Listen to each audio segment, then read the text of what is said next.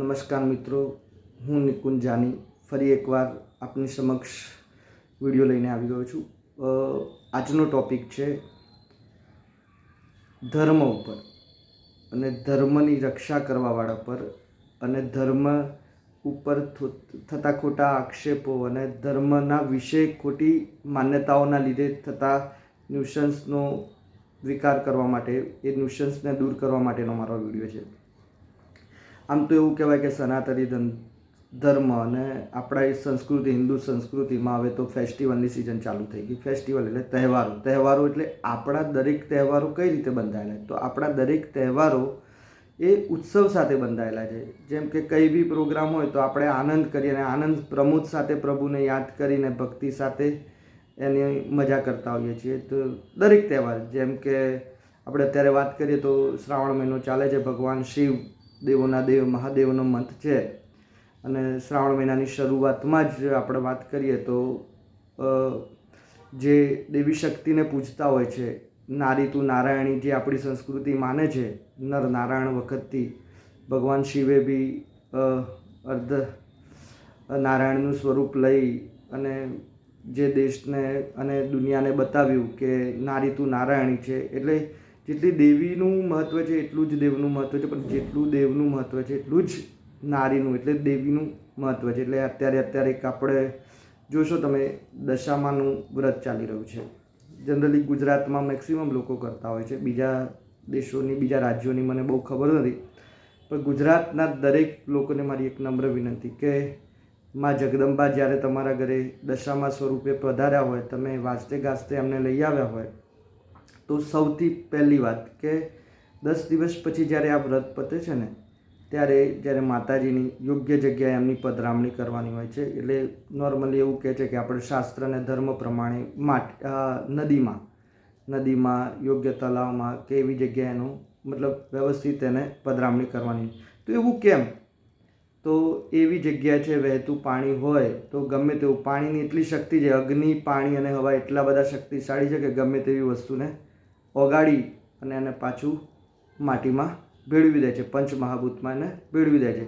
એટલે જ મારી નમ્ર વિનંતી કે જો હવે દશામાનું વ્રત છે ને, થોડા દિવસમાં એમનું વિસર્જનનો સમય આવશે એટલે આપણે ભાવભરી માતાજીને વિદાય કરીશું. કદાચ મેં તો એવા બી ઘર જોયા છે કે ભગવાનની વિદાયના કારણે અશ્રુ બી આવી જતા હોય છે આંખમાં. અને એ ભાવભરી વિદાય પણ જો આપણે ગમે ત્યાં ગટરની પાઇપ ઉપર, ઢાંકણા ઉપર, રસ્તામાં, પીપળાના થરમાં, ગમે ત્યાં માતાજીની મૂર્તિ મૂકી અને આપણી સંસ્કૃતિ, આપણા ધર્મ અને આપણા દેવી દેવતાઓનું અપમાન ના કરો, એવી મારી નમ્ર વિનંતી છે. અને આવું કરવાથી એક આપણે હાસ્યનું મતલબ પાત્ર બનીએ છીએ અને નવી પેઢી, યંગસ્ટર્સનું વિશ્વાસ આ બધા પરથી તૂટી રહ્યો છે. તો જો યંગસ્ટરનો ધર્મ ઉપર વિશ્વાસ અને આ બધી ધર્મ સંસ્કૃતિ માટે અને આપણા ભગવાન ઉપર વિશ્વાસ રાખવા માટે પહેલાં તો તમારે દરેક, કારણ કે હું અહીંથી આવતા જતા કેટલીય જગ્યા જોઉં છું કે રસ્તામાં ગમે ત્યાં મૂર્તિ મૂકી દીધી હોય છે. તો ખાસ કરીને દરેકને નમ્ર વિનંતી છે કે આવી ભૂલ ના કરી અને યોગ્ય જગ્યાએ એનો વ્યવસ્થિત પધરામણી કરી અને માતાજીને આવતા વર્ષ માટે આવવા માટે સરસ મજાની આજીજી કરીએ. જો ભગવાનને તમે નહીં સાચવો તો એ તમને નહીં જ સાચવે. તમે ગમે તે એમને મૂકી દે. જેમ કે આપણા ઘરે મહેમાન આવ્યા હોય તો આપણે કેવી સરસ મજાની વિદાય આપીએ છીએ અને આવજો જજો ગાડીમાં કે બસમાં મૂકવા જતા તો ત્યાં કેવી સરસ રીતે મૂકીને આવીએ છીએ. તો માતાજીનો પૂજાપો, માતાજીનો શણગાર અને માતાજીની સાંઢળી જે છે એનો યોગ્ય રીતે, વ્યવસ્થિત રીતે આપણે એને કુંડમાં પધરાવી અને એમને સરસ રીતે આપણે માતાજીને આવતા વર્ષ માટે પધરામણી કરવા માટે આજીજી કરીએ. એવી જ રીતે બીજો મોસ્ટ ઇમ્પોર્ટન્ટ, એટલે આમ તો એવું કહેવાય કે આ તો વર્લ્ડ વાઇડ ચાલતો તહેવાર છે ગણેશ ચતુર્થી. બસ હવે મહિનાની અંદર આવી જ રહ્યો છે અને વાજતે ગાજતે લોકો એને ઉજવે બી છે અને લોકો આનંદ પ્રમોદ બી કરે છે. તો ગણેશ ચતુર્થીના જે પ્રસંગ છે એ રિલેટેડ બી વાત કરું અને એના આ વિડીયો કેમ બનાવવો પડ્યો એના માટે પણ હું તમને એક આજે સરસ વાત કરીશ. હું રસ્તામાં જઈ રહ્યો હતો તો અમદાવાદમાં તો ઠેર ઠેર ખબર છે કે ભૂવા પડી ગયા છે અને ખાડા પડી ગયા છે.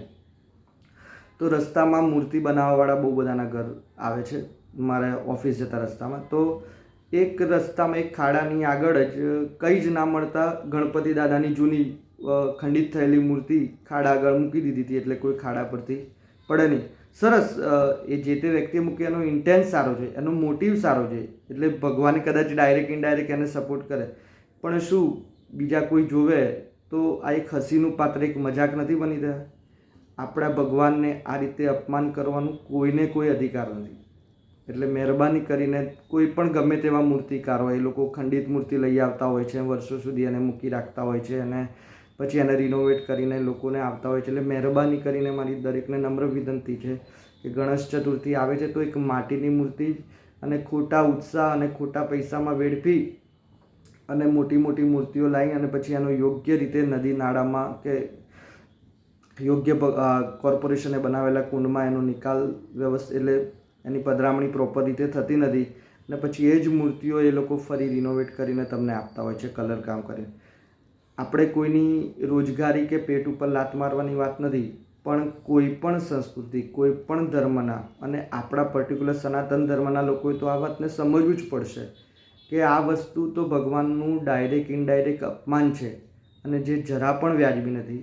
એટલે દરેકને નમ્ર વિનંતી છે કે, અને ખાસ કરીને યંગસ્ટર્સને વિનંતી છે કે લોકોને આ બાબતે જાગૃત કરે અને બને તો એક નાનામાં નાની મૂર્તિ લાવી અને ભગવાનનો ઉત્સવ ધામધૂમથી ઉજવે. આપણને, હું પણ પોતે માનું છું ભગવાનને, હું પણ દેવી દેવતાઓમાં માનું છું અને હું એ ઉત્સવ પણ સરસ રીતે ઉજવું છું. તો બને ત્યાં સુધી ઓછામાં ઓછું નાનામાં નાની સાઇઝની મૂર્તિ અને એ પણ પર્ટિક્યુલર માટીની મૂર્તિ લાવી અને યોગ્ય પૂજન કરી અને ભગવાનને યોગ્ય રીતે વિદાય આપવા એવી મારી નમ્ર વિનંતી. એ સાથે હું આજનો આ વિડીયો સમાપ્ત કરું છું, પણ ખાસ કરીને મેક્સિમમ લોકોને મોકલી અને આ દેશ વિકાસ, દેશ જાગૃતિ અને ધર્મની રક્ષા માટે આટલું કરશો એવી મારી નમ્ર વિનંતી. એ સાથે જ આવા જ અન્ય વિડીયો જોવા માટે મારી ચેનલને લાઇક, સબસ્ક્રાઈબ અને શેર કરજો. જય હિન્દ, જય ભારત, સનાતન ધર્મ કી જય હો.